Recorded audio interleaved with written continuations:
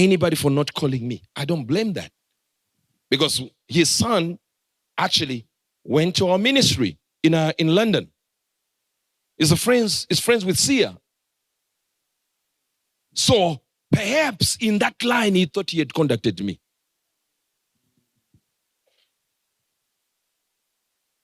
The chief of staff called me. Perhaps in that contacting me, they thought they had contacted me. But I told them exactly that if your boss does not call, it's already signed, sealed, delivered to Baumea. I said it.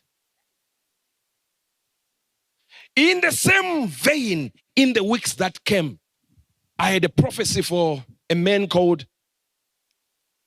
Kabila. And God told me he should contact you, or his people should contact you within 10 days. If he doesn't, he will die. I said it. Do you know how many minutes they took? They were already calling while I was prophesying. That's true, sir. While we were live. While we were live, people were calling from all areas. And I'd already made a direction. You do this, you do this, you do this, and you cross this direction, and you do this and do this. Including the direction. It is within that same 10 days. Since that time, from the time I said it, that they went and looked for him at his house, shot up the place, burned the place, his own house in Congo. The same place I said within 10 days. You don't call me within those 10 days, you die. Did I arrange with the people that went to shoot? Do I own armies to go and do it? And that one listened. Am I talking to you? That one listened. It happened again when I was in Dubai. And I sent the routers a message. This man is arranging demonstrations. And this is the day he has not told you. And the message came in. Is this really Prophet Hubert Angel? I said, I'm going to call and say, this is Hubert Angel. You know my voice. I called. I was in church. I called. I said, this is Hubert Angel. They said, oh, it's you, sir. Put down. And let me tell you one thing. Everything I do, because politicians get born again twice before every election.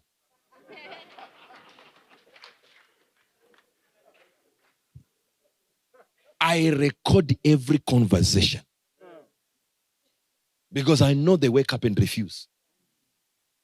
Because it's political genius, which is political foolishness. So you challenge what I say. I wake up tomorrow, it will be on all the blogs.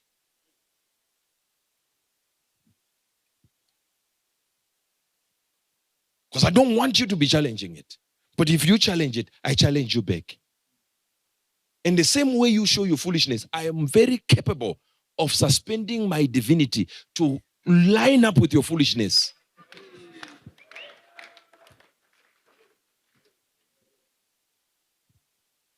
So here it is. 10 days. And I had seen it. You know why God wanted Mahama? Very simple. He literally told me it wasn't just he is the Christian side of it. He said, I have a hand in what Ghana is doing. And I've used the Ghana to spread my mandate around the world. And it rests in a certain location and position that God has put it and said Ghana is a leader when it comes to spiritual matters.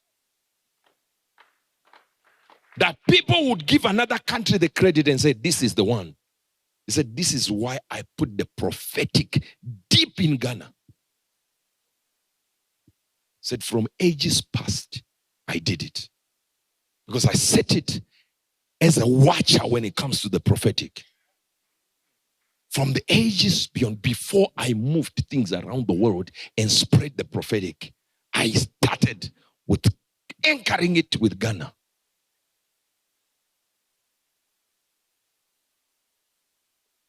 So I said, Lord, what is it? He said, it's not the Christian part of it. Although it includes the Christian part of it. But it says, the man, I weighed his heart for the nation. And I looked at things that they called mistakes he has done and weaknesses. And I weighed them against his heart and I said, there was an intention for good in him that can push the country of Ghana to a higher degree. Said the problem that is happening in Ghana is identity politics. Where people say, I'm this one, I'm this political party. They are not looking at my will. Said, but I want to change Ghana. I have a heart. And I said, I'm going to pray. I went to the prayer mountain there. As I was there, I said, I'm praying. I want to pray. God, have you locked the door because the man has not called me in 10 days? Who am I? I'm just you, bed angel. Said, you represent me, and the men failed to respect and honor that. Hear me well.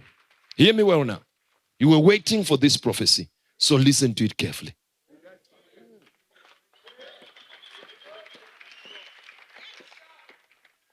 And the Lord said to me, after I prayed and I prayed and I looked, you see, it was a cover given to me of all the qualities of Mahama that would change Ghana.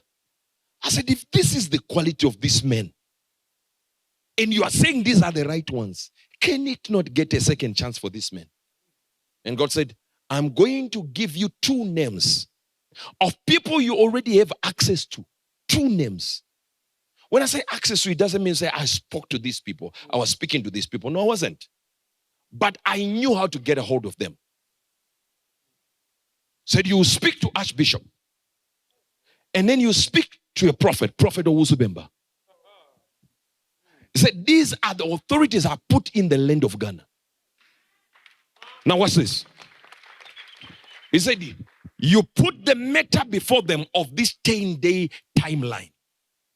When you put the matter before them, guess what? Cause them to speak to me about it and leave it with Ghana. You leave it with these 2 people and they will speak to him and then they'll speak to me to reverse the 10-day timeline. And when I listen to them and I hear them, if I tell them it is so, then it is reversed. So while you were waiting for me to give you Ghana, God gave me 2 men that you have to reverse it. To line up with the 10 days. It was guaranteed. You call within 10 days. We will not be here now talking about this. Call within 10 days. You are president. Whether you were evil or good or bad, you are president. Call. Simple call. Hello, I have called.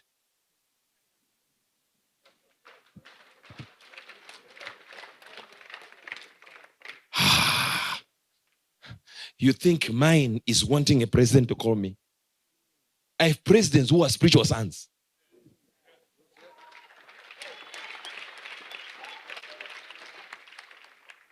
Just now, in a few weeks, we're going to visit one of my sons who is a president. Yes, you see me there.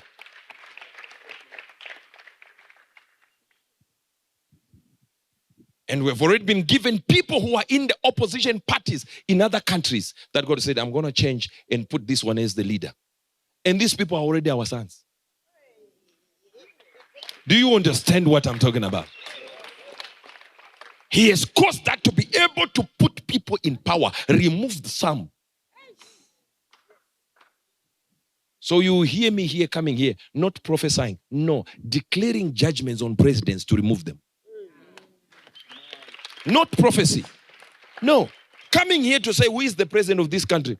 You said what? Guinea-Bissau. Okay, no problem. You say Gambia. Do we like him? We don't. I will come here and say, we are removing him.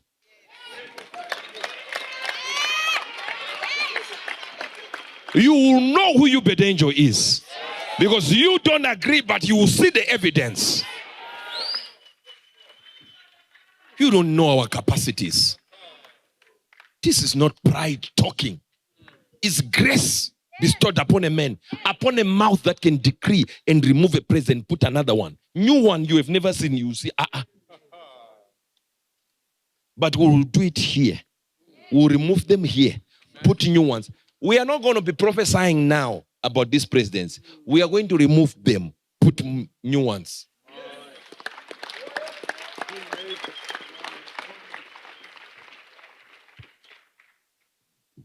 So this is what God said about Ghana. He said, I know his will and his heart for Ghana. He said it's beyond others. You know, I'm speaking like this. The 10-day window lapsed. Do you know who called me? The ruling party. Has he called you? I said no.